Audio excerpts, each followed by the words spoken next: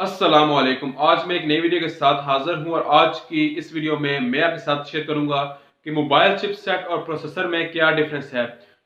यहाँ पर बहुत सारे लोग यही समझते हैं कि जो चिपसेट उनके मोबाइल में लगा हुआ है और प्रोसेसर में कोई भी डिफरेंस नहीं है। हम उसको चिपसेट भी बोल सकते हैं, हम उसको प्रोसेसर भी बोल सकते हैं, तो ओवरऑल उनमें कोई भी डिफरेंस नहीं है। दोस्तों, यहाँ पर वो तमाम लोग रॉन्ग हैं जो ये कहते हैं कि मोबाइल चिपसेट और प्रोसेसर में कुछ भी डिफरेंस नहीं है।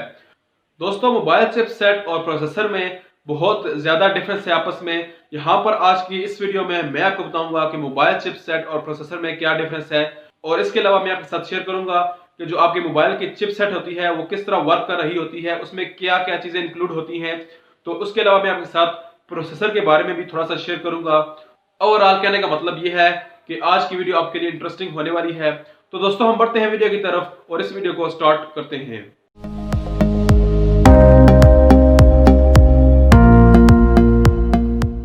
वेलकम बैक दोस्तों। यहाँ पर सबसे पहले मैं आपके साथ प्रोसेसर के बारे में थोड़ा सा शेयर करूंगा और उसके बाद मैं आपके साथ डिटेल के साथ मोबाइल चिपसेट के बारे में शेयर करूंगा। दोस्तों, अगर हम यहाँ पर बात करें मोबाइल प्रोसेसर की या प्रोसेसर की, तो दोस्तों प्रोसेसर आपकी प्रोसेसिंग का काम करने के लिए यूज होता है। अगर फॉर एग्जांपल अगर आपने किसी भी फोल्डर को ओपन करना हो तो आप उस पर क्लिक करेंगे तो प्रोसेसर उसको ओपन करके आपको दे देगा। तो बेसिकली प्रोसेसिंग का काम करने के लिए प्रोसेसर यूज होता है।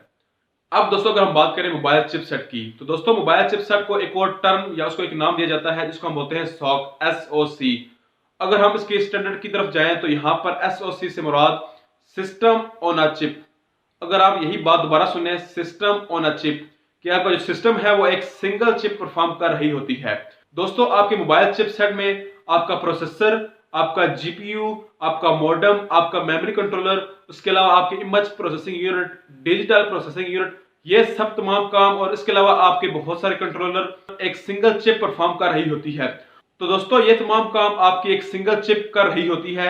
ये डिफरेंस है मोबाइल प्रोसेसर में एक मोबाइल चिपसेट में। तो दोस्तों, इसके बाद एक और क्वेश्चन आता है कि ये तमाम काम एक सिंगल चिप क्यों कर रही है।